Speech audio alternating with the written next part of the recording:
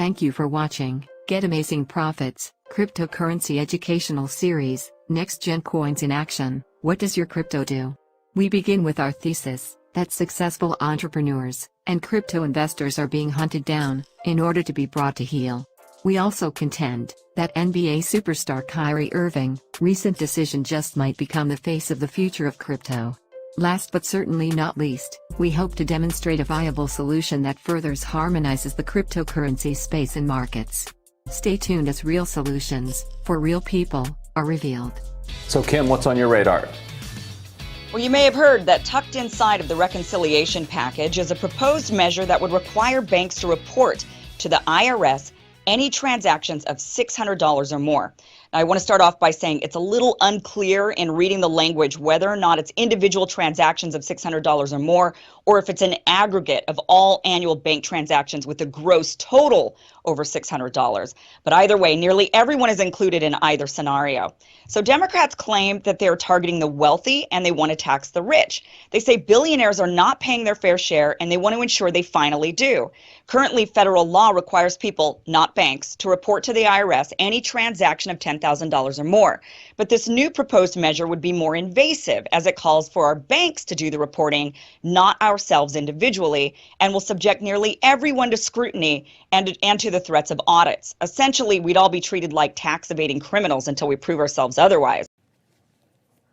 Madam President. The senator from Utah.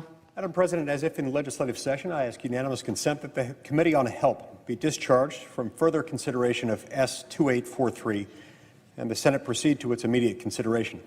I ask unanimous consent that the bill be read a third time and passed, and that the motion to reconsider be considered, made, and laid upon the table. Is there objection? The senator from Washington. Madam President, reserving the right to object. Without objection. This is outrageous. On September 27th, there were over 80,000 new COVID-19 cases and over 1,000 COVID-19 deaths in our country. And yet the next day I had to come to the Senate floor to explain why undermining our efforts to end this pandemic would be reckless. And now 2 days and thousands more cases and deaths later, I have to do it again. And this is the second time today Republicans have tried to do something like this. This virus has killed over 685,000 people in our country. And if people do not get vaccinated, variants like Delta will continue to spread, undermine our economy, and take lives. So why in the world, for the second time in a week, do I have to come down here and explain to some of my Republican colleagues that weakening one of our strongest tools to fight this virus is a dangerous and deadly idea? Getting people vaccinated is one of the most important things we can do to stop COVID-19. And let's be clear, immunization requirements are nothing new in this country. So I hope we can stop with this political theater and focus on ending this pandemic, rebuilding our economy, and keeping people alive. I object. Well, unless you've been living under a rock, you know that the big story is the guy that will not be in the lineup tonight, Kyrie Irving. As we take a look at this timeline, September 13th, New York City's indoor vaccination-proof mandate went into effect. September 27th, Kyrie had to attend Media Day via Zoom. He was not present at Barclays Center. September 28th through October 3rd, training camp in San Diego. He was able to attend, practice with his teammates. And then this week, he did not attend practice because it was in New York. And today, he is listed as ineligible to play. Earlier, Nets head coach Steve Nash met with the media. All right, Kim, what's on your radar this morning? Well, we've been talking a lot here in the U.S. about vaccine mandates and hesitancy, but I want to show you what's been going on around the world that hasn't been getting any real coverage here in this. Where are we then with the FOP? We saw that there might have been a note that went out to officers saying that in fact they would not be put on the no paid list tomorrow if they don't report their vaccination status. Is that true? Is that just a deal that was struck with the FOP? What can you tell us? The mayor is going to fire you if you don't follow his mandate. Words of anger followed by a crowd of boos as firefighters and police in Newark protest Mayor Ras Baraka's mandates requiring city workers to be vaccinated. My body, my choice. My body, my choice. We as public workers have always helped, even through this entire COVID vaccine problem, or when this whole entire epidemic started. We came to work every day, we did our job. Now the mayor is going over and above the governor's executive order, which requires either you get vaccinated or you get a medical or religious exemption, or if you don't want to take the vaccine, you'll be subject to testing once or twice a week. Brian Lewis with the New York Post. One, I'm curious, the last time most of us saw you, you obviously had you were dealing Is there a mic that you could talk into? I apologize.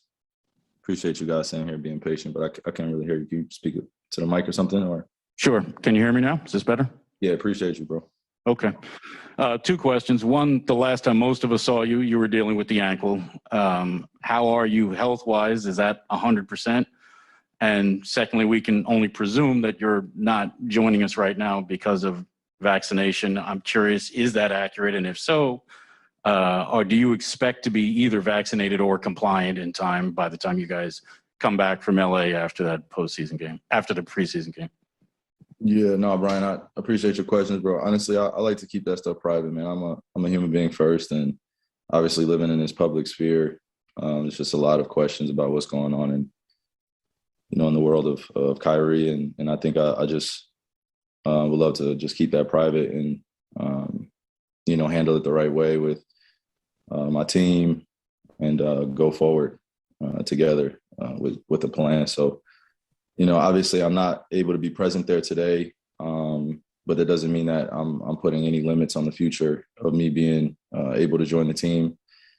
And I just want to keep it that way. So we can keep that private. And if anybody has any further questions about that, please, it would be the same response. I would like to keep that private.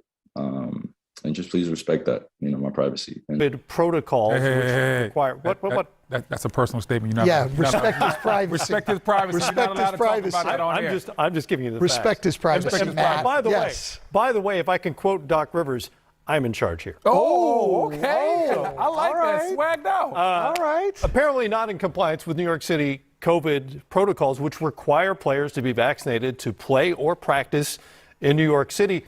And he's invoking privacy as his reason for not answering these questions. And we all deserve some measure of privacy. Unfortunately, in this case, there's an overlap because his vaccination status will determine whether he can play home games. So when he doesn't want to answer the question about whether or not he's going to be able to play home games, he's kind of A, tipped his hand, and B, is frustrating everybody, not just the media, but fans and the rest of the organization. And I would assume some of his teammates as well. It's sad to hear Stephen A. Smith talk about Kyrie Irving the way how he's talking about him, calling him selfish. This man has done so much stuff for human beings and giving back and trying to help so many different people, all different cultures, not just black people. Into compliance and to continue to myth bust. One of the reasons why we wanted Dr. Arwady to show you the actual portal, because there's all kinds of mythology that's been spun up by some to suggest that we are asking for detailed, confidential, privileged medical information. And as you can see for yourself, just not so. It's pretty straightforward. Are you vaccinated or not? If you are, you upload your information. If you're not, then you go to a separate page and you indicate that and that you'll be taking the testing option. It's pretty straightforward, not burdensome, not intrusive. So we're going to keep pushing towards our goal. We're seeing numbers increase in every department across the city. As I indicated, we'll be providing early next week, as soon as we are able, what the status is of employee compliance across departments. But our goal is to create a safe workplace. And the best way that we can do that, the biggest tool that we have, is by getting people fully vaccinated. John Catanzara is suggesting that 50% of members might not show up for work this weekend. Would that be, in your mind, a strike?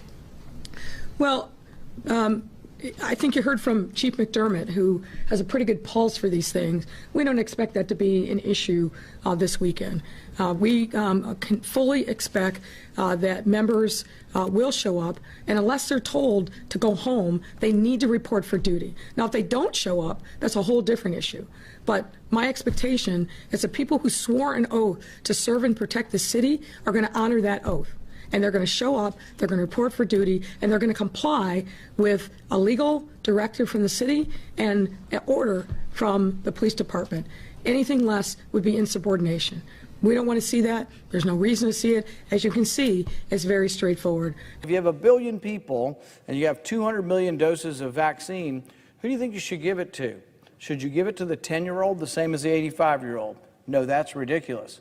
But what about 2 65-year-olds, and one of them's had COVID and one of them hasn't? The studies are plentiful. The studies are throughout that say that if you've already had it, you have natural immunity to COVID, as good or better than the vaccine. Do you think it makes good public health policy to say that everybody that's 65 should get it, instead of saying, have you had it? Why don't we check you for antibodies if you think you've had it? Maybe you should wait until we've vaccinated every 65-year-old that doesn't have immunity. I want to be very clear. The limited focus of this bill, the bill that I offered up for passage in the Senate today, is narrow. It has one purpose. For those Americans who have a medical concern and who had been advised by their doctor based on some condition associated with their health that they should not get it, they shouldn't have to choose between getting vaccinated and losing their job. My friend from Connecticut goes so far, I think, as to implicitly acknowledge that there ought to be an exception made for those people when he says President Biden's vaccine mandate accommodates them. Well, there's a problem with that. President Biden hasn't issued anything. He has suggested, along with members of his administration, that there might be some accommodation for them. I'm not sure what that means. Neither is corporate America. A lot of corporate America, acting on the advice of legal counsel and human resources departments, tends to be adopting rules already. Some of them take exceptions like these into account, others do not. Look, it's really not too much to ask to suggest that if you're going to impose a sweeping mandate like this, that you ought to have some protection for people with complicating medical conditions who, on the advice of a board-certified physician, choose not to get it. Now, again, this does not mean that I'm okay with the rest of the mandate. I'm not. And I respectfully but very strongly disagree with my friend's characterization that this is just fine for the federal government to do. The federal government lacks general police powers. The lion's share of the authority within government in our system lies with the states and their political subdivisions. Our national government is in charge of just a few basic and distinctively national matters: national defense, a uniform system of weights and measures, trademarks, copyrights, and patents, regulating trade or commerce between the states with foreign nations and with the Indian tribes. There are a handful of others, but there is no power in there that just refers to providing generally for laws to make the American people safe and healthy. Those powers exist in America. They just aren't vested in this government. It doesn't mean that states and localities will always exercise that power wisely or prudently or compassionately, but it means insofar as you're going to act through government, that's the appropriate place and not this one. Now, my friend from Connecticut then responds by saying, yeah, but the power's still there anyway. Even if I were to assume his point, that the power of the federal government somehow extends to an individual vaccine mandate, which it doesn't. And I challenge him or anyone else to cite what provision of the U.S. Constitution it is that provides that authority. But even if we were to accept the premise, just for purposes of discussion, that the federal government may exercise such authority, the president may not exercise that authority alone. The very first clause of the first article in the first section of the first article of that Constitution says all legislative powers herein granted shall be vested in a Congress of the United States, which shall consist of a Senate and a House of Representatives. Article 1, Section 7 then makes clear that in order to pass a law, a federal law in the United States, that is, in order to adopt a policy of the federal government, enforceable through the overpowering force that is the federal government, you have to follow the Article 1, Section 7 formula, which means you've got to take a legislative proposal, a bill, you've got to pass it in the House, and you've got to pass it in the Senate with the same language, and it has to be submitted to the President for signature, veto, or acquiescence. If you don't undertake that process at all, there is no authority in the executive to do anything like what they're describing. What President Biden has done is to arrogate to himself powers that he not only characterizes as federal, but really are legislative powers that he doesn't possess. The President of the United States is the chief executive. He's not a lawmaker, and he's certainly not the entire legislative branch. Brian Mahoney, AP. Hey, Kyrie, can you hear me okay? Yeah, I can. Okay, thank you. I understand you want to keep this private, and I do think there's, people should have privacy to a certain extent, but people are speculating about certain stances you have and that you're not going to be available to your team and that kind of thing. And just why don't you want to clear that up to some extent? Yeah, please respect my privacy. Next question. As in fans too? They also want to know, not just us. Yeah, next question. Malika Andrews, ESPN. Hey, Kyrie, in the spirit of not putting limitations on the future, do you expect to play in home games in New York, considering the rules in the state?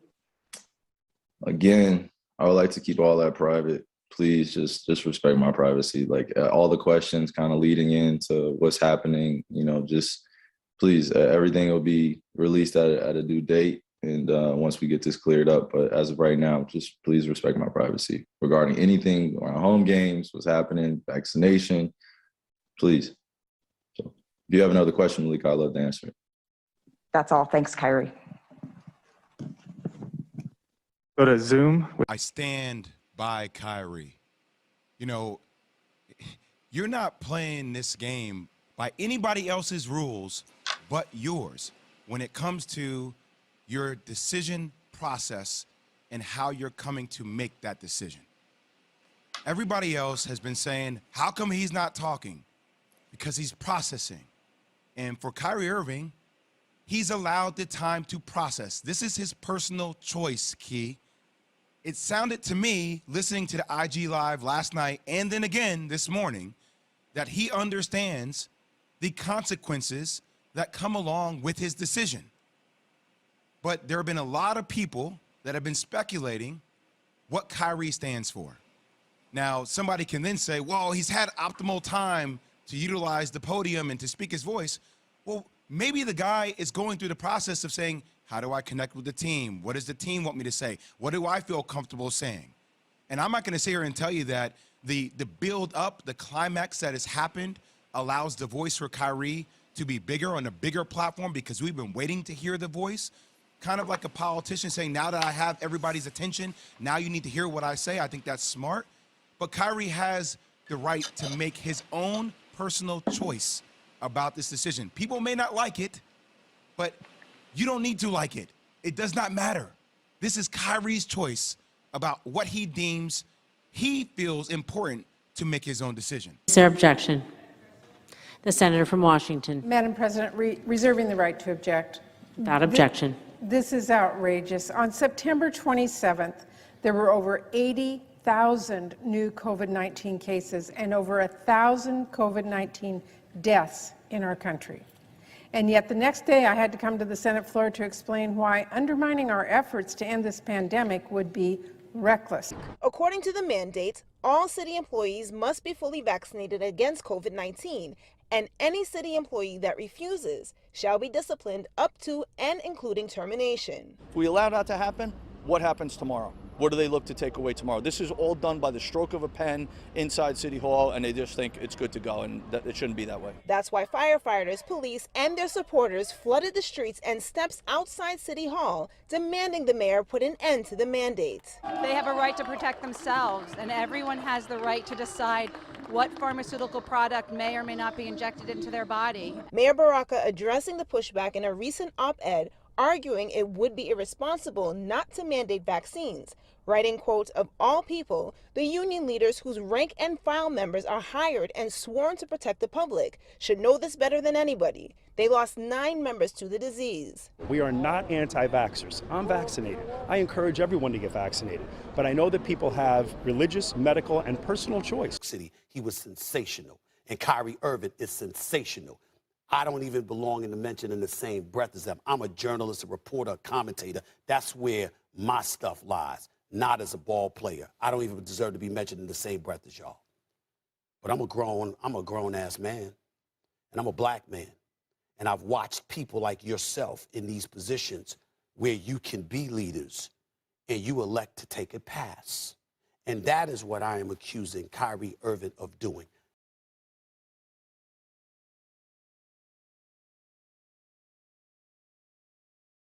Hey, Kim, what's on your radar this morning? Well, last week, when Joe Biden unveiled his vaccine mandates for all federal employees and businesses with over 100 employees, he uttered a truth that was really difficult for many of us to hear. This is not about freedom or personal choice. It's about protecting yourself and those around you, the people you work with, the people you care about, the people you love. My job as president is to protect all Americans.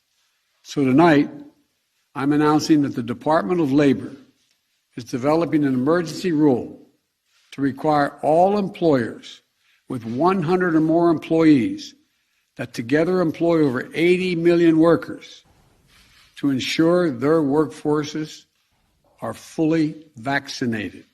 So he says right there, it's not about your freedom. It's necessary to give up your bodily freedom for the greater good, he says. Now, we're all about wanting to protect our loved ones and even ourselves, really. But when the government tells us we need to give up our bodily freedom, with the government's track record, should we automatically believe them? The U.S. government has never been very good at protecting the rights of an individual to control what happens to their own body. There is a long, sordid history. Just going back to the very beginning of our nation, the most egregious control over another person was, of course, slavery. The state wasn't short of any excuses. They claimed slaves were being cared for, clothed, fed, given religion. They claimed they were better off than poor workers in northern factories. And, of course, there was the claim that it was a matter of national security because we needed cheap goods. We couldn't rely on the British or any other foreign nation. Women in Texas who can no longer get an abortion after 6 weeks will, just skip to another state if they have the money to do so. It's the poor women who are the ones stuck. Now, with these current mandates Biden just rolled out, it's get the vaccine or get a new job.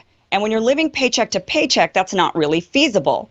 These mandates are going to disproportionately affect poor people of color who really value their bodily autonomy, and they're the ones being told they either do what the government says with their bodies or lose their jobs. So you might say, well, but public health is different. This is a virus that's spreading, and you don't have the right to spread it to me. This is what Massachusetts argued during their time of the smallpox outbreak. Now, the smallpox fatality rate was between 15 and 30%. There was a real desire by the community and the individual to not get infected. The virus had been around for hundreds of years with various different types of inoculation that had been tried. The Chinese actually figured out that if you expose a person to a small amount of the virus, they could end up with a mild infection, and that would give them a 1 to 2% chance of death rather than 30%. And then in the late 1700s, a man named Dr. Edward Jenner discovered that you could instead infect a person with cowpox and get the same results. The person would get a mild illness and end up immune to smallpox. But immunity to the virus is the key. Smallpox vaccines, like measles, polio, and other vaccines, cause a person to no longer become infected and stop the spread of the virus dead in its tracks. Now, this is how we have justified mandatory vaccinations for children in this country. But COVID vaccines, however, are not stopping the spread. We hoped that they would. Early reports claimed that they did. Then we hoped they at least would significantly stop the spread. But with the number of breakthrough cases we're seeing in places like Israel, Iceland, Massachusetts, we now know they do not.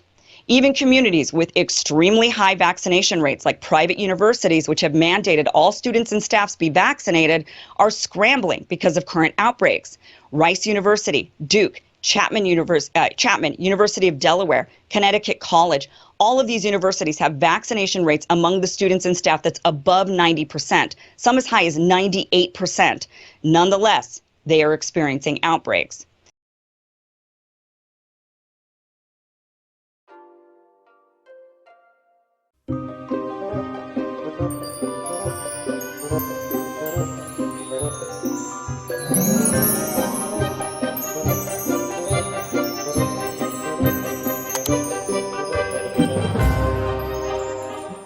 Aside from cryptocurrency assets, blockchain technologies, and every contributing crypto tech, along with DeFi and NFTs, what other value does your crypto community generate? NextGen Coins has master researcher, reporter, and nutritionist John Austin, author of 200 Diseases, as one of its key masterminds. He wrote a special book, free for members. Oh wait, let's hear his words now. Many of things written here are irrefutable.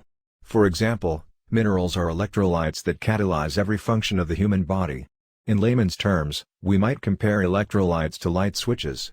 Each switch in your home provides electricity to a particular light. The light switch in your bathroom does not turn on the light in your kitchen. Each switch has its own function. I like to compare the human electrical system to how your car works. Electricity ignites the fuel that powers your engine. Electricity is the power that runs your car's computer and powers your lights, gauges, windshield wipers, horn, and etc. The simple failure of a tiny fuse or another electrical component can prevent your car from running.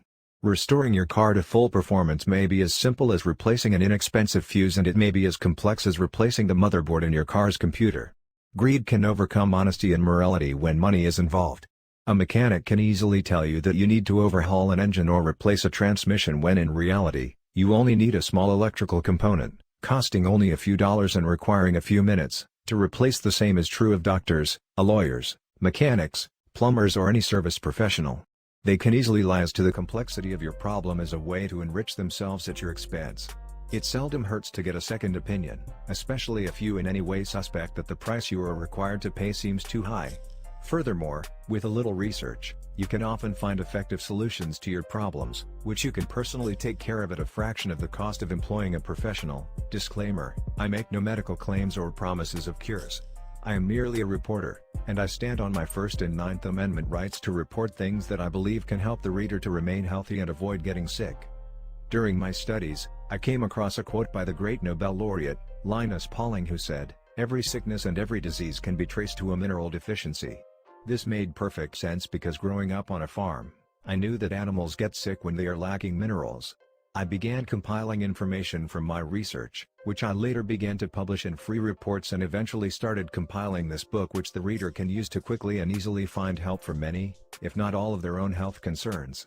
In the mid-80s, I owned a health food store, and it was my job to find products that were pure, concentrated, and free from harmful ingredients. Sadly, I watched as many good products were changed or watered down to increase profits, and because most people lack knowledge as to what ingredients may be helpful or harmful, I have personally formulated some products and researched others that you will learn about in this book, and which I believe to be of superior quality, more concentrated, and frequently less expensive than similar products of inferior quality and value. You will also find hundreds of home remedies, many of which are inexpensive and have stood the test of time. Again, I make no claims, and you the reader can do your own due diligence or seek medical advice before using or trying anything that I report here. There are those who oppose every good thing, therefore expect to find opposing views on virtually any subject you care to research. My advice to the reader is use more than one source when researching anything. Chris Hedges in a famous quote said, "We now live in a nation where doctors destroy health, Lawyers and judges destroy justice, universities destroy knowledge, governments destroy freedom, the press destroys information, religion destroys morals, and banks destroy the economy. Our biggest mistake sometimes is thinking that people are looking out for our best interest ahead of their own needs and oftentimes greed. Millions of people die needlessly and prematurely at the hands of people who either do not know better, or who purposely put their bank accounts ahead of your health. Therefore, failure to learn how to take care of your health can not only be very costly, but may also lead to unnecessary suffering and an untimely death. Health is your most valuable commodity, so don't blindly trust anyone. Always get a second and third opinion when it comes to operations or even taking medications that all have serious side effects. And don't forget to ask inspiration from your source. Do some research before making any major health decisions that cannot be reversed, which definitely includes taking vaccines. There are many alternatives to almost every health concern, and having a strong immune system could prevent most if not all diseases. Disclaimer: I make no medical claims or promises of cures. I am merely a reporter and I stand on my First and Ninth Amendment rights to report things that I believe can help the reader to remain healthy and avoid getting sick.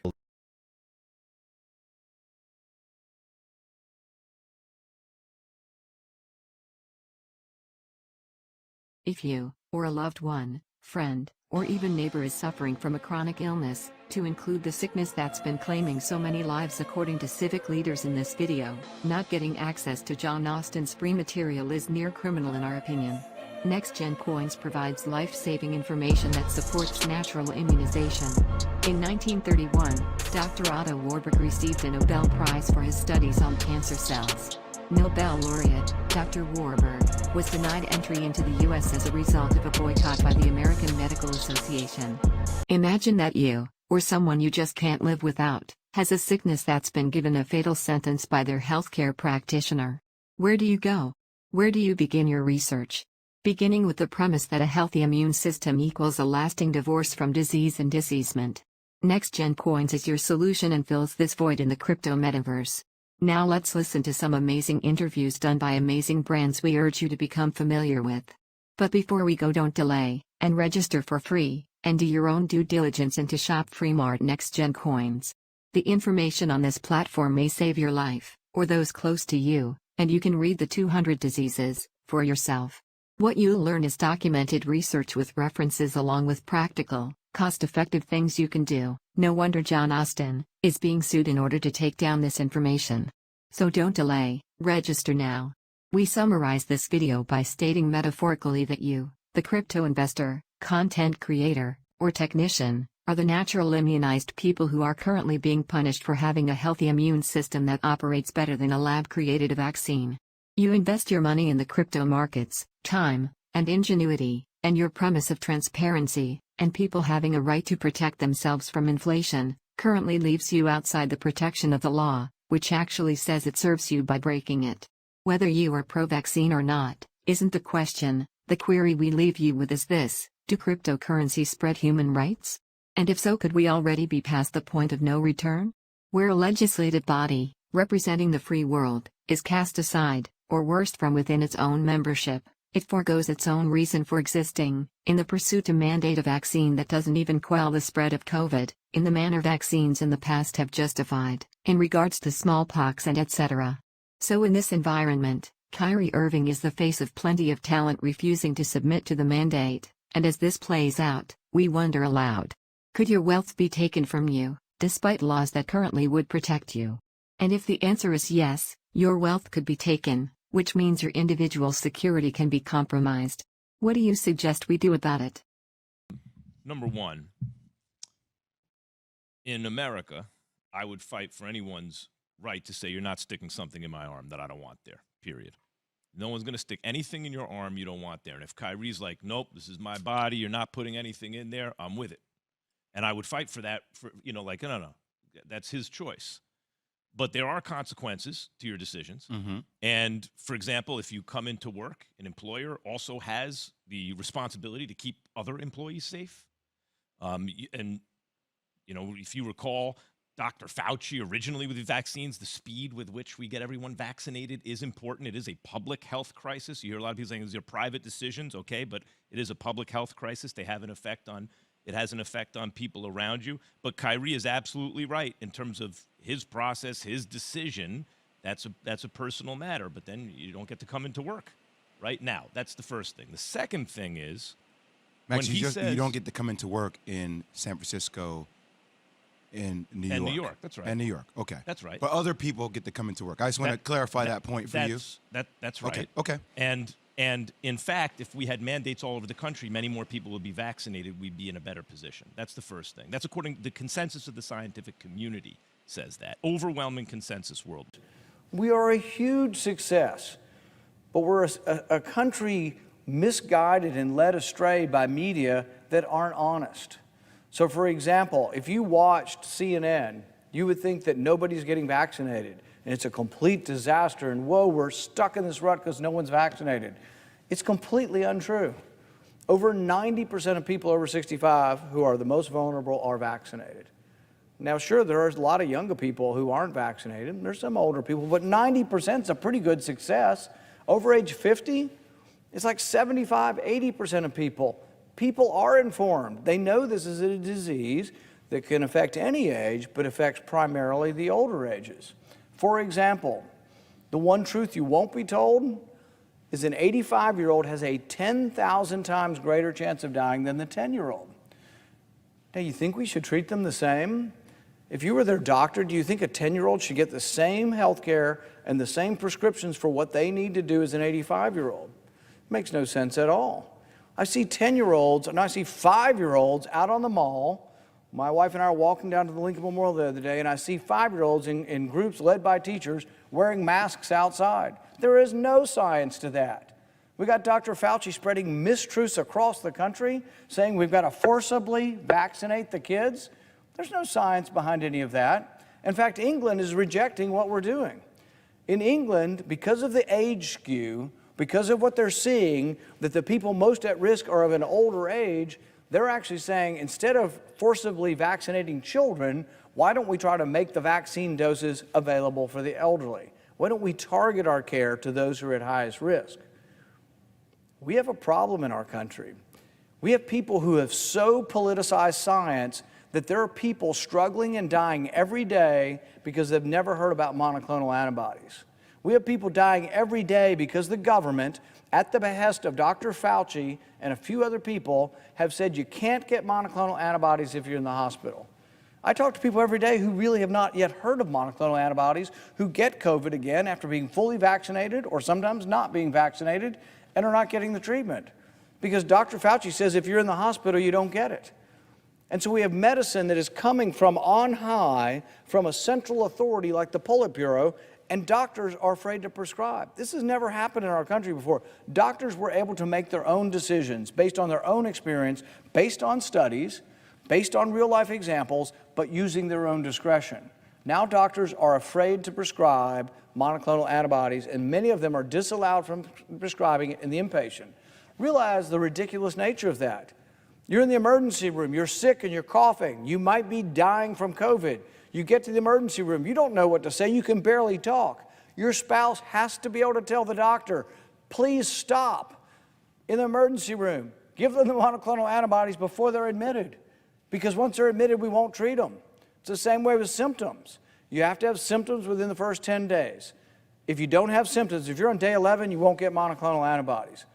It's completely arbitrary, it's capricious, and it has to do with government-mandated guidelines. Let's take some of the other truths or mistruths that are out there. I've said over and over again cloth masks don't work, because they don't. Peer-reviewed studies have shown time and time again cloth masks don't work.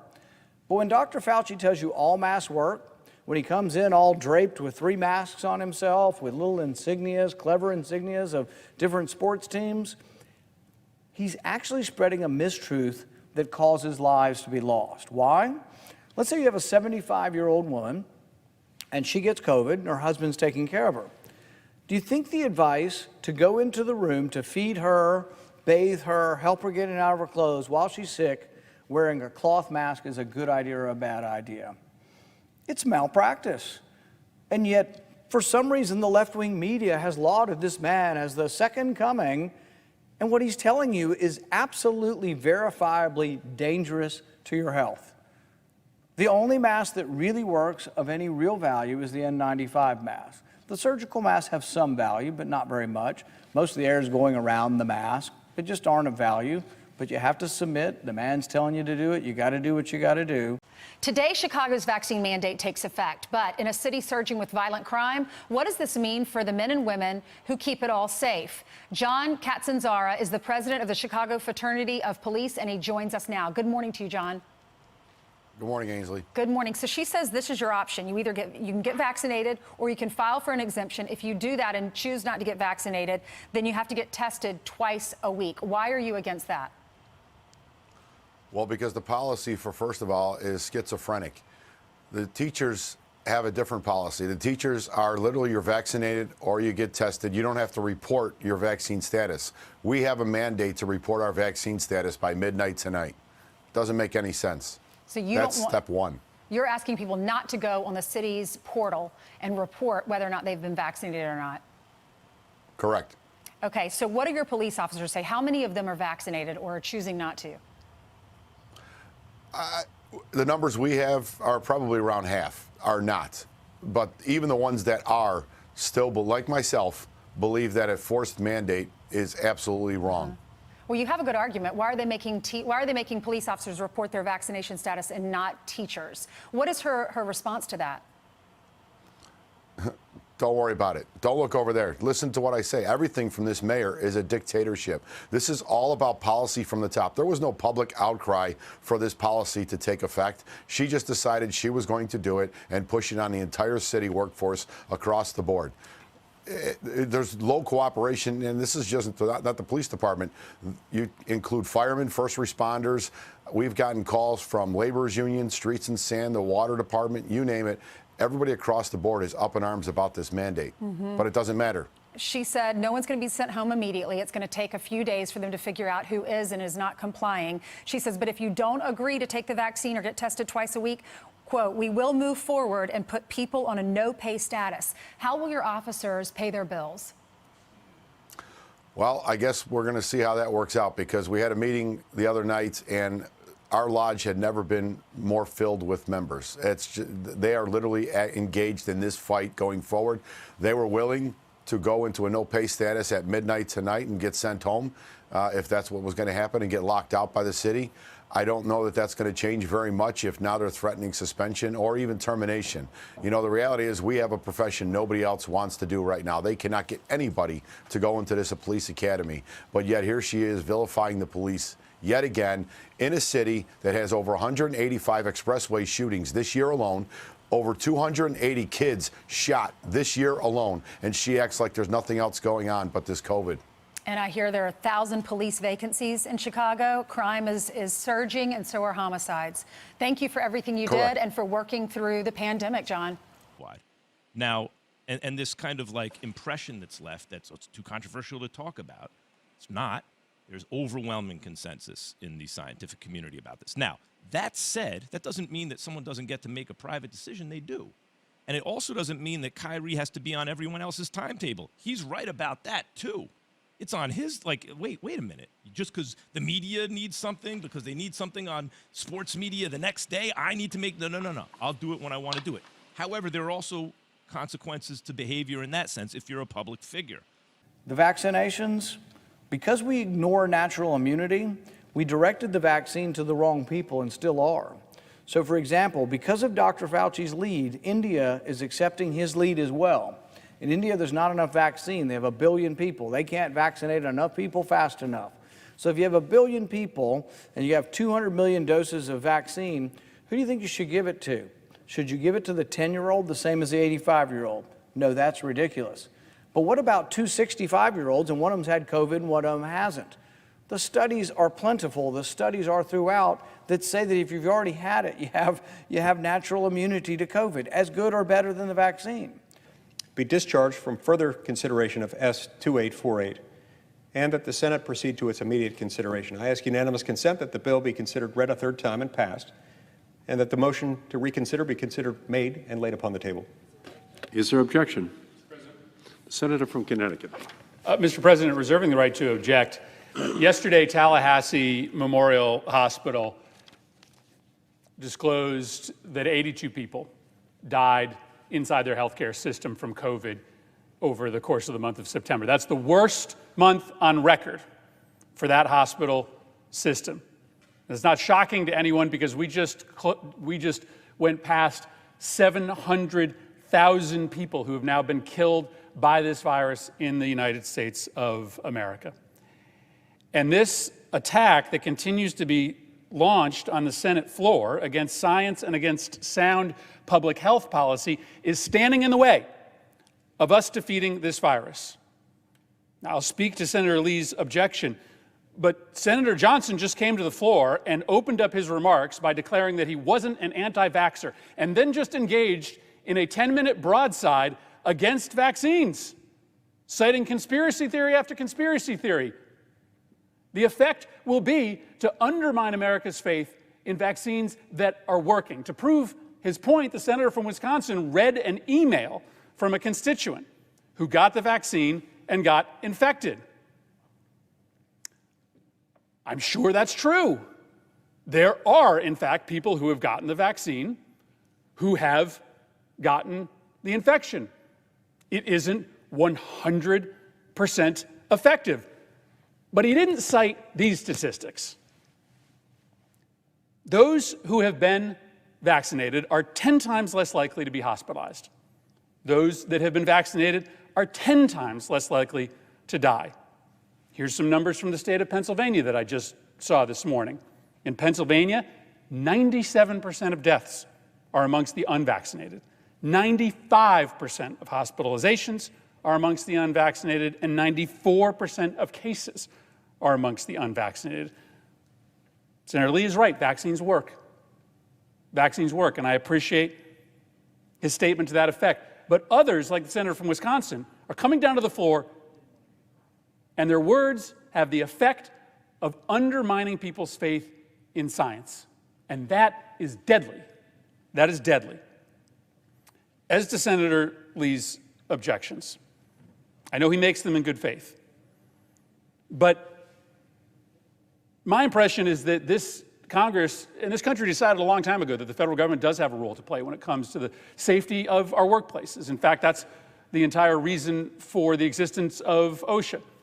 Whether you like it or not from a policy perspective, OSHA has handed down mandate after mandate about what is necessary for employers to make sure that when you show up to work in a hospital or a factory or a school, that your workplace is safe. Specifically, this country is not a stranger to vaccine mandates. In fact, every parent who sends their kids to school knows all about vaccine mandates because you have to make sure that your child is vaccinated before they go to school. Most of those schools have relatively reasonable exemptions, often, at the very least, medical exemptions, sometimes religious and philosophical objections. And let's be clear, President Biden's plan includes common sense considerations for exemptions. Let's also be clear that at least with respect to the OSHA requirement, it's a mandate for testing, not for vaccinations. There are other mandates that are requiring the vaccination take place, but the broadest of the proposed mandates is a mandate that everybody gets tested. You don't have to get tested if you get the vaccine. And so I'm deeply worried about how unserious this country is about the science and about sound public health policy. We aren't going to get over this pandemic. We aren't going to be able to turn the page unless people choose to get vaccinated. 10 times less likely to die, 10 times less likely to get hospitalized. Yes, it is true. There are cases in which there may be medical contraindications. President Biden's plan accounts for that. And yes, it is true that there are individual people who have still had breakthrough cases. But this is an effective vaccine. It's a safe vaccine. And the only way that we save lives is if we stop focusing on ideology and keep our focus on science and what works. And for that reason, I object. Sir. Mr. President, I appreciate the insight from my friend and distinguished colleague, the senator from Connecticut. I want to be very clear. The limited focus of this bill, the bill that I offered up for passage in the Senate today is narrow. It has one purpose. That for those Americans who have a medical concern and who had been advised by their doctor based on some condition associated with their health that they should not get it, they shouldn't have to choose between getting vaccinated and losing their job. My friend from Connecticut goes so far, I think, as to implicitly acknowledge that there ought to be an exception made for those people when he says President Biden's vaccine mandate accommodates them. Well, there's a problem with that. President Biden hasn't issued anything. He has suggested, along with members of his administration, that there might be some accommodation for them. I'm not sure what that means. Neither is corporate America. A lot of corporate America, acting on the advice of legal counsel and human resources departments, tends to be adopting rules already. Some of them take exceptions like these into account, others do not. Look, it's really not too much to ask to suggest that if you're going to impose a sweeping mandate like this, that you ought to have some protection for people with complicating medical conditions who, on the advice of a board-certified physician, choose not to get it. Now, again, this does not mean that I'm okay with the rest of the mandate. I'm not. And I respectfully but very strongly disagree with my friend's characterization that this is just fine for the federal government to do. The federal government lacks general police powers. The lion's share of the authority within government in our system lies with the states and their political subdivisions. Our national government is in charge of just a few basic and distinctively national matters: national defense, a uniform system of weights and measures, trademarks, copyrights, and patents, regulating trade or commerce between the states with foreign nations and with the Indian tribes. There are a handful of others, but there is no power in there that just refers to providing generally for laws to make the American people safe and healthy. Those powers exist in America. They just aren't vested in this government. It doesn't mean that states and localities will always exercise that power wisely or prudently or compassionately, but it means insofar as you're going to act through government, that's the appropriate place and not this one. Now, my friend from Connecticut then responds by saying, yeah, but the power's still there anyway. Even if I were to assume his point, that the power of the federal government somehow extends to an individual vaccine mandate, which it doesn't. And I'd challenge him or anyone else to cite what provision of the U.S. Constitution it is that provides that authority. But even if we were to accept the premise, just for purposes of discussion, that the federal government may exercise such authority, the president may not exercise that authority alone. The very first clause of the first article in the first section of the first article of that Constitution says all legislative powers herein granted shall be vested in a Congress of the United States, which shall consist of a Senate and a House of Representatives. Article 1, Section 7 then makes clear that in order to pass a law, a federal law in the United States, that is, in order to adopt a policy of the federal government, enforceable through the overpowering force that is the federal government, you have to follow the Article 1, Section 7 formula, which means you've got to take a legislative proposal, a bill, you've got to pass it in the House, and you've got to pass it in the Senate with the same language, and it has to be submitted to the president for signature, veto, or acquiescence. If you don't undertake that process at all, there is no authority in the executive to do anything like what they're describing. What President Biden has done is to arrogate to himself powers that he not only characterizes as federal, but really are legislative powers that he doesn't possess. The President of the United States is the chief executive. He's not a lawmaker, and he's certainly not the entire legislative branch. And so that really is quite beside the point. It doesn't make a difference with his federal authority. The fact that federal authority is asserted to exist, which it's not, and when we can't identify a single clause of Article 1, Section 8, or another part of the Constitution that can fairly be read, especially against the backdrop of its original public meaning, to convey that power. But even if you concede that point, there's no reasonable, plausible, defensible argument that would say the President of the United States may wield this authority unilaterally. That is what despots and tyrants would have the power to do. And if there's one thing that's very consistent and uniform in our constitutional structure, it's that no one person, no one group of people is ever supposed to be able to accumulate dangerous degrees of power. Do you think it makes good public health policy to say that everybody that's 65 should get it, instead of saying, have you had it? Why don't we check you for antibodies if you think you've had it? Maybe you should wait until we've vaccinated every 65-year-old that doesn't have immunity. These are real things. These are real discussions. But if you have these, unless it's on the Senate floor, actually that's not even true. You can say this on the Senate floor and YouTube will take it down. I've had it happen. I've given speeches on the floor that YouTube takes down.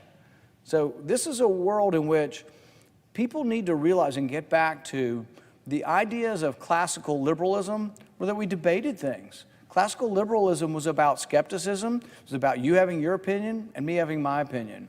But the difference between the elitist or the collectivist point of view and the individual rights point of view is, I believe you have every right to your opinion.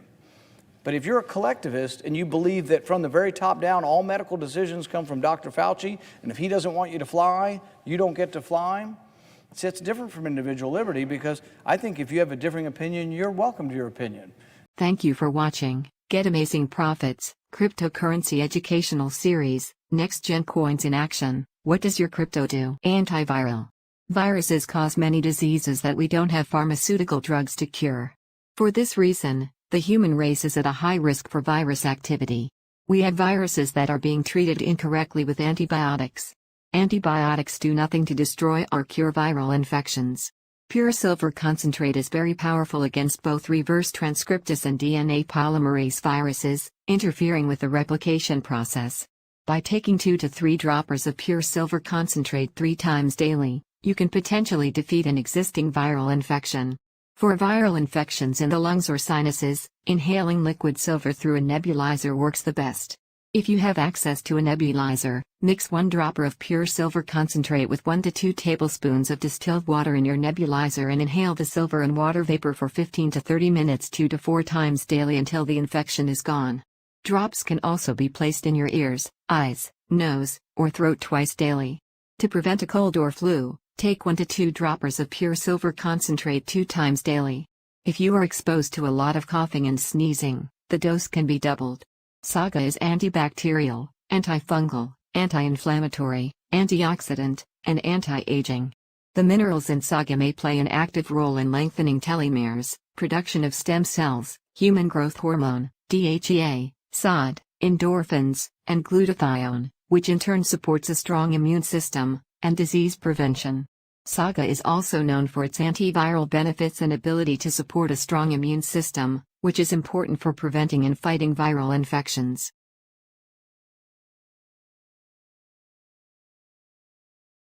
That the President of the United States is neither a lawmaker nor the entire legislative branch. He may not step into those shoes. As to the assertion about science, my friend and colleague referred to this as somehow a war on science. It's not a war on science to suggest that the president lacks authority to do something unilaterally. I'd call that a war on the Constitution, frankly. It's not a war on science to say that whenever a government acts, it ought to do so out of an abundance of caution and out of respect for the people, to provide reasonable accommodations to individuals who have medical conditions that make them uniquely vulnerable to what the government is inclined to require. Again, this mandate is unconstitutional. It doesn't make the vaccine bad. In fact, the vaccine is a blessing. And I think the American people have been made safer as a result of it. That doesn't mean every American must get it. It certainly doesn't mean that it's any of the federal government's business to tell people that they have to choose between getting the vaccine and losing their job, especially with regard to individuals who have pre-existing medical conditions that would make it dangerous for them to do so in the judgment of their board-certified medical physician. That's wrong. That's absolutely wrong. Now look, COVID-19 has imposed a lot of tragedies, and it is heartbreaking. The number of people we've lost to it, including the individuals who have died in the last month at Tallahassee Memorial Hospital, who he mentioned. Every one of those lives is of infinite, eternal value. Those are unrepeatable lives lost to a deadly pandemic. My heart goes out to each one of those souls who has departed along with their families. We're reminded of the lives that have tragically been lost to COVID-19 by an exhibit that's been up on the mall, up around the Washington Monument. It's beautiful, really. They're little flags, small flags, each of them white, each one representing one of the Americans that's been lost to COVID-19 since it broke out just over a year and a half ago. There are about 700,000 of those around the Washington Monument. From a distance, it looks a little like snow. I come from a state where there's usually snow at the top of mountains. It looks familiar to me when I see what looks like snow from a distance, but it's somber as I remember what they actually represent.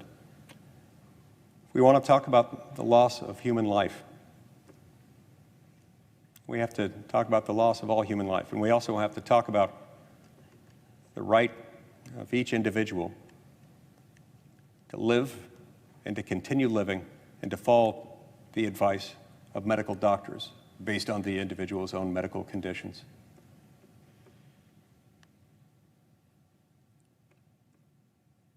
I sometimes find staggering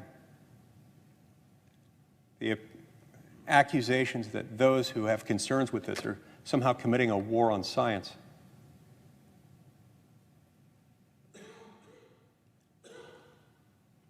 Against which science? Who exactly is it that's against science? It's science that tells us that unborn human life can experience and respond to pain in the womb in 15 or 20 weeks of gestational development.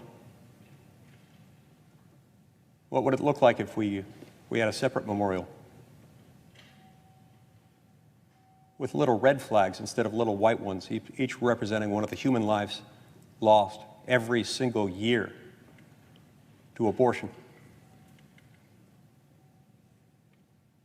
You see, every single year we lose about the same number of human lives to abortion as we've lost to COVID since it first broke out.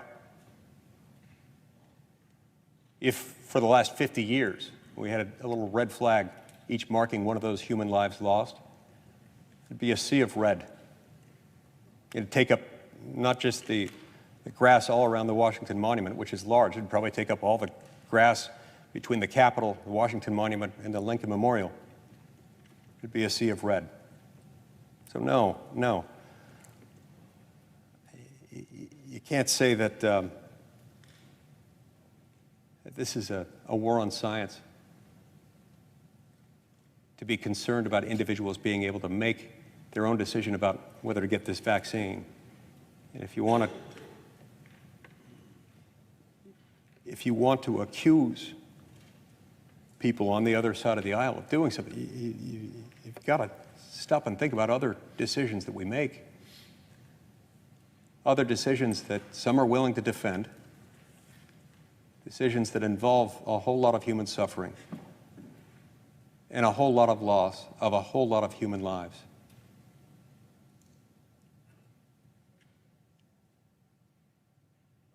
Okay, I get that a lot of people disagree on these things, but the fact that we disagree on them doesn't mean they don't exist. It certainly doesn't mean that we can stand by and watch as if a vestigial legislative organ, as one single man steps into the shoes of 435 representatives and 100 senators and makes, as it were, a law on his own, a law that fails even to accommodate good faith medical concerns backed up by medical science. It's too bad that we couldn't pass this simple law today. We could have, we should have, I wish we would have. I'll be back. This issue isn't going away, neither am I. Thank you.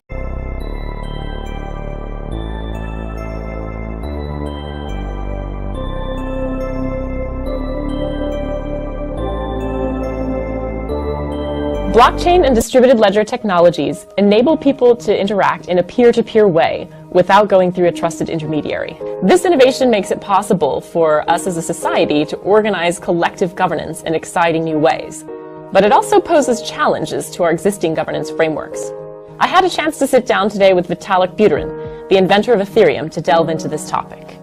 When you first started Ethereum, what was the philosophy with which you started it? So you set out to build something, you wanted to do something that was Turing complete because you wanted to be able to build this sort of world computer, general purpose blockchain, instead of something that was limited to just a certain set of transactions like Bitcoin. Yes. So for people who don't know what Web3 is. Web3 is this vision that Ethereum plus a combination of several other technologies can bring about a more kind of decentralized internet that puts basically more control in the hands of the user.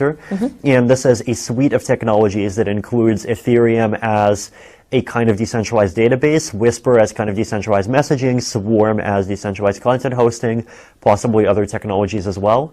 And these things will be kind of developed in some ways together, but designed to be nicely complementary with each other. And you could see a lot of applications using some combination of both. What about the infrastructure environment, hardware requirements and things? As we find the most talented, and then we replace the crappy program with the better program, with the better program, with the better chip. And that, of course, is going to increase everybody's quality of life. And that will result in a general advance in human knowledge. And if you sum it all up, right, I mean, that's the formula for making the world a better place. And there are other things people are doing to make the world a better place, but I mean, I think we all share an enthusiasm for open education. And I see that dynamic of cheap education to more human capital, to more precision, to more agility, to more engagement. I see that as our best route in the 21st century to make the world a better place. Yesterday, this channel was deemed too dangerous and harmful by YouTube. As many of you know, we had the live stream going, we had Plan B on. Plan B was dropping bombs. He was dropping bombs about the economy, about monetary policy, about Bitcoin, about the stock to flow ratio, where he thought Bitcoin's price could go. At one point he said that over the next couple of years, he could see Bitcoin anywhere between $1 million to $5 million. Real harmful educational stuff going on here. And so right towards the end of the stream, all of a sudden, we thought we shut off the stream. And then there was people who were watching and they got told that the stream ended abruptly and that the channel was deleted. And when I went to refresh the page, it said the channel was deleted. So that's weird. Maybe it's just a glitch. Then I checked my email and we had a couple of emails from YouTube. Here's the first one. Our team has, this is the second email that I received. Our team has reviewed your content and unfortunately we think it violates our harmful and dangerous policy. That's right, ladies and gentlemen, boys and girls. You are watching the most dangerous business show in the world right here live on YouTube. We've removed the following content from YouTube. Thanks so much, Susan and team. And we know that this might be disappointing, but it's important to us that YouTube is a safe place for all. Again, best business show, very dangerous place. Got to make sure it's safe. If the content breaks our rules, we remove it. Great rule. If you think we've made a mistake, you can appeal it and we'll take another look. Keep reading for more details. Again, we then had another piece of information shared by YouTube. We then were told what the policy says. Content that encourages illegal activities. That's right, our show is so dangerous that we encourage illegal activities or incites users to violate YouTube's guidelines is not allowed on YouTube. The Taliban is allowed on YouTube, the CCP is allowed on YouTube, but the most dangerous business show is not permitted. Absolutely, and it seems like El Salvador will be a big part of that. Next month, they're about to make it a legal tender. They're going to airdrop free Bitcoin to people. What are your thoughts on that? And do you see other countries following suit? Yeah, I mean, look, we are investors in Strike and Jack Mahler's company, Zap, and I'm a huge fan. I think he's awesome. I think he's great for the community. I think he's a visionary. He's a passionate,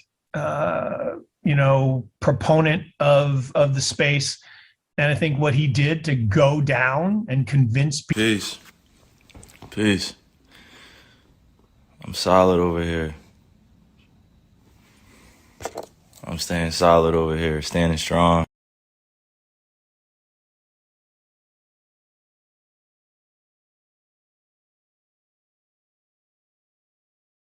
So,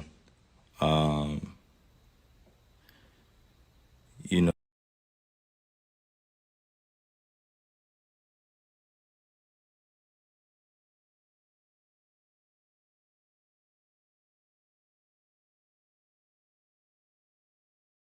I know I can use my platform to spread positivity and spread light on the things that matter to me, and I just care about our world a lot. And if I'm going to be demonized for that, at least let me go out on my own accord. First things first, this isn't about me, and it's not about me dispelling, what's being said about me particularly or for anybody. It's just saying, I'm standing with all those that, believe in what's right and are doing what's right for themselves.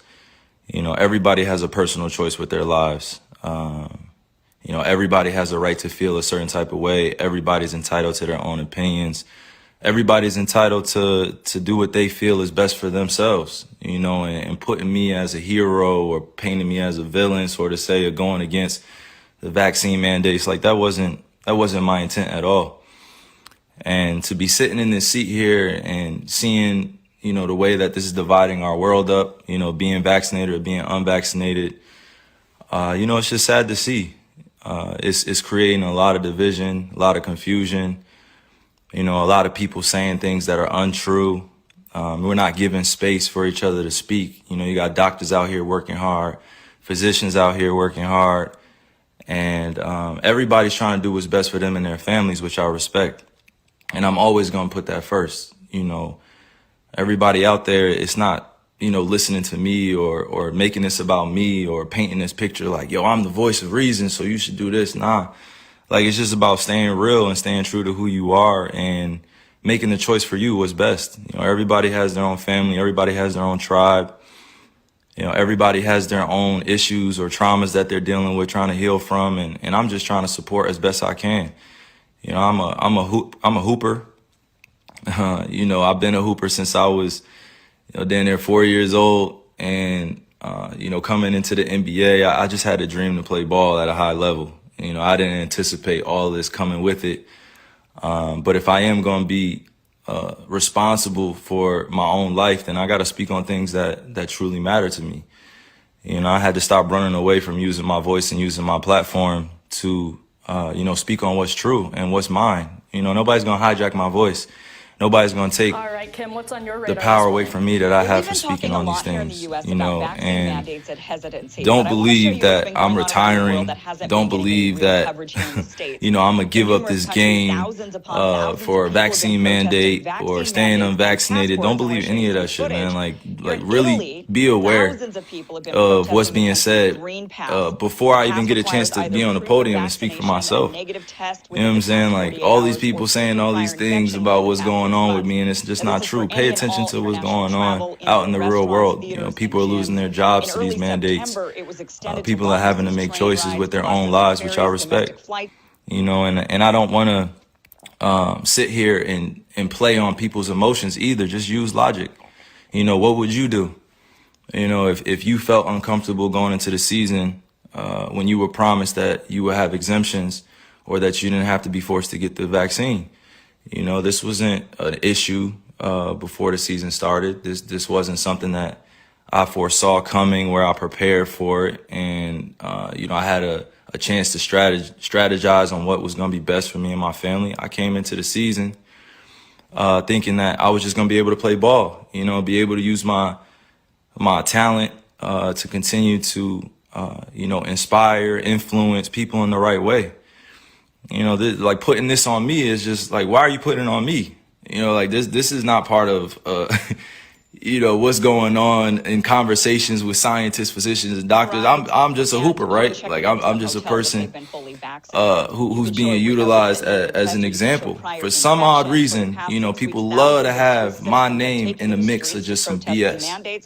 Like just hearing the way people speak you know, with so much conviction about what I should be doing with my life and what, you know, my teammates should be feeling about me, what the organization be feeling about me. And to be honest with you, if you really know me, I mean, and you see what I do out there, I put in a lot of time into my craft. You know, I'm not sitting here to give y'all information, give y'all a whole bunch of, you know, my wisdom beyond my years and knowledge. Nah, I'm just here to stay real. I'm always going to stay true to me, and that's me. You know, this is my life. I get to do whatever I want with this. This is one body that I get here, one God body that I get here. And you telling me what to do with my body, and it has nothing to do with the organization. I'm gonna put that out there. It has nothing to do with the Nets. It has nothing to do with my teammates.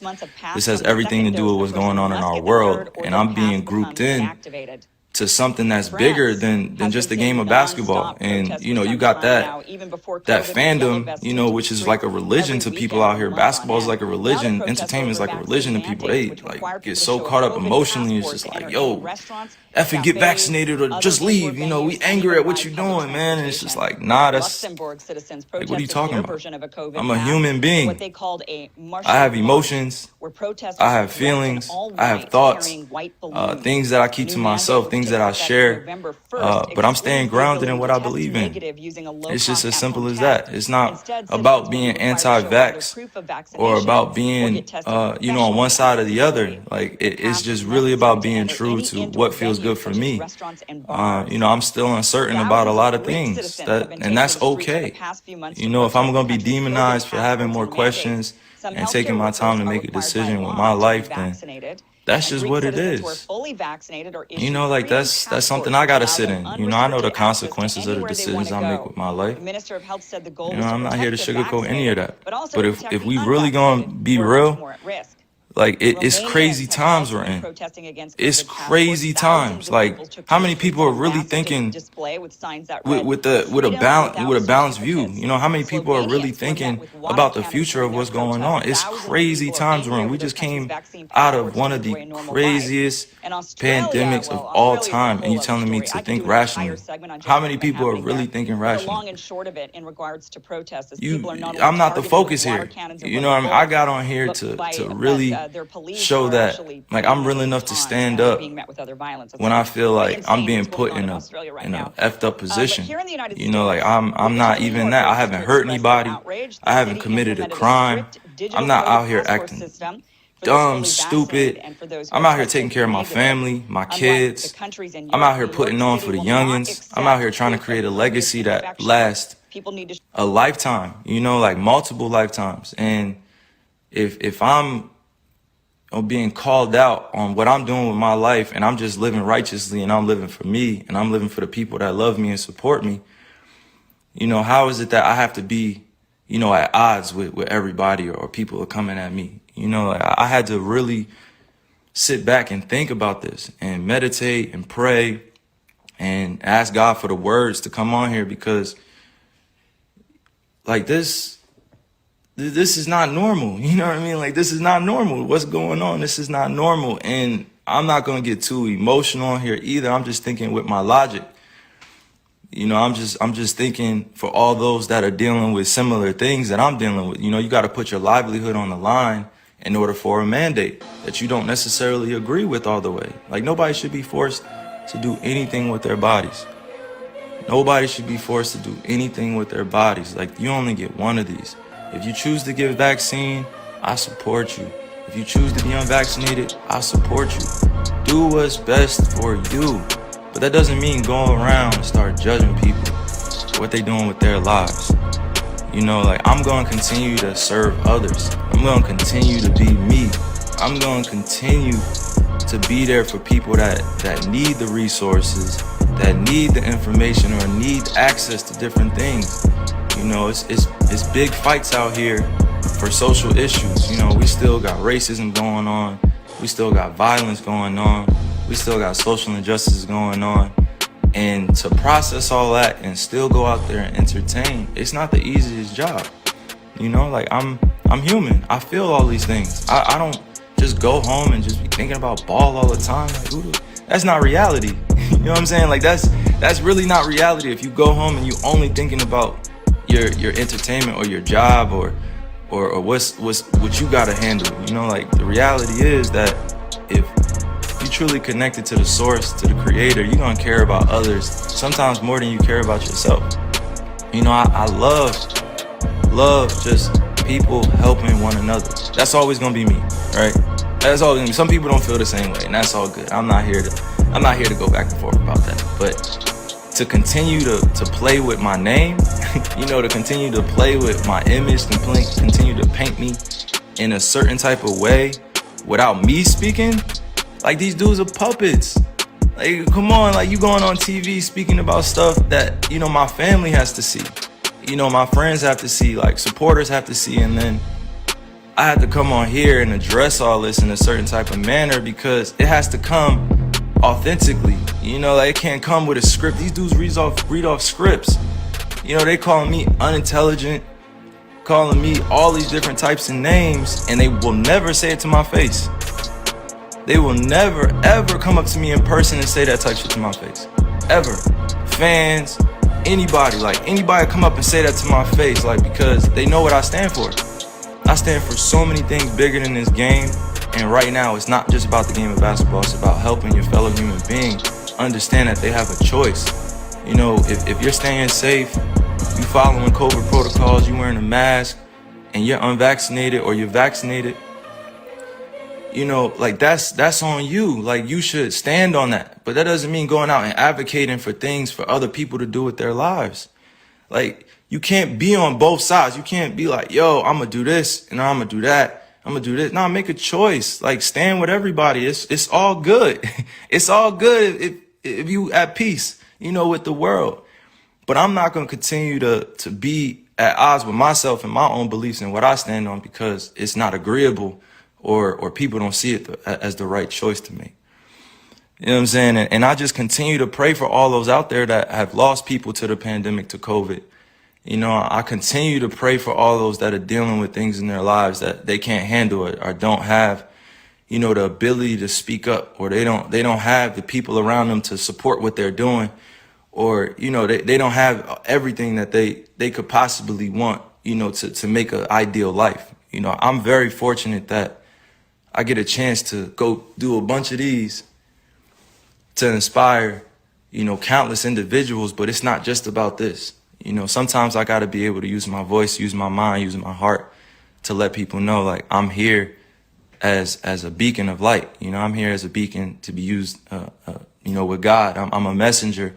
You know, I'm not going to go beyond my means and speak on things I don't know about.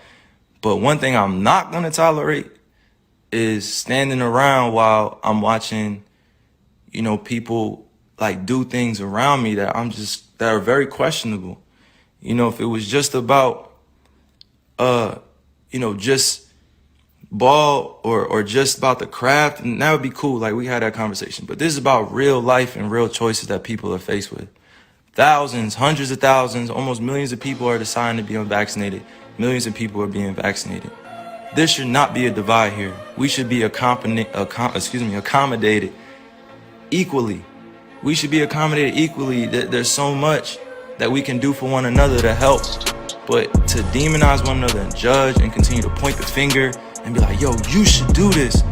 Like, think about what that puts a person, what type of position that puts the person in. You backing them up against the wall to, make a decision out of fear, out of having anxiety, or they just don't know. So I'm sorry that y'all had to witness like all of this being torn down around me, and I'm sorry that y'all, you guys had to hear that I'm anti this or anti that without hearing it from me. It's a time where you just gotta really just say, yo, F this. I'm gonna say, yo, it's up to me now.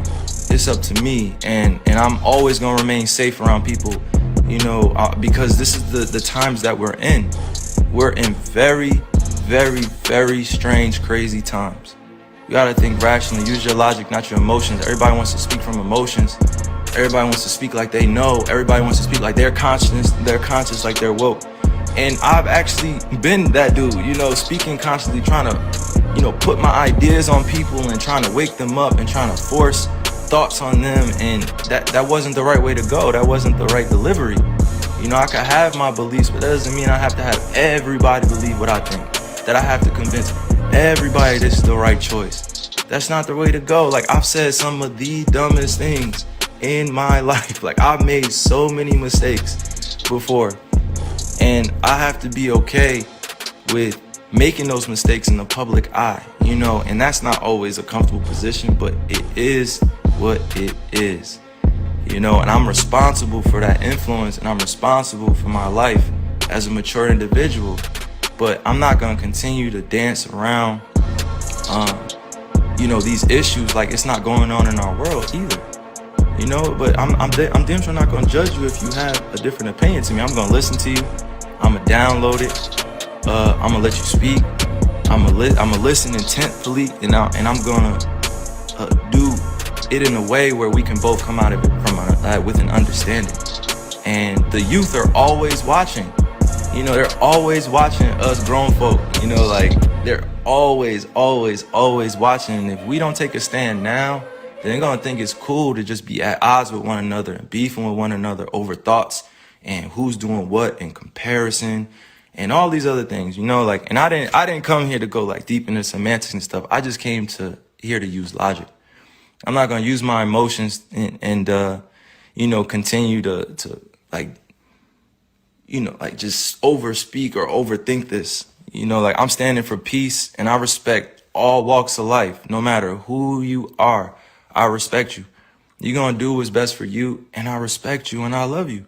That's just who I am. You don't have to feel the same way, but I'm gonna love you.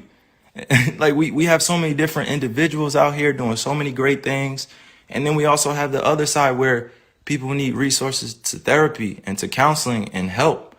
And they're growing up in families where, they're in the middle of the projects, they're in the middle of the hood, they're in the, on reservations, and they didn't have a chance to be able to make it out of their situation.